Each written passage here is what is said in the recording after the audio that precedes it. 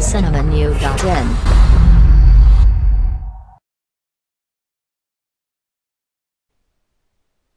கடந்த சில தினங்களுக்கு முன்பு மலேசியாவை சேர்ந்த 6 வயது சிறுமியை அவரது பாட்டி அரக்கத்தனமாக தாக்கியது பெரும் பரபரப்பை ஏற்படுத்தியது. இந்த நிலையில் மற்றொரு அதிர்ச்சி ஏற்படுத்தும் காட்சி ஒன்று வெளியாகியுள்ளது. சிறுமி ஒருவரை ஆண் ஒருவர் சரமாகியாக தாக்கியுள்ளார்.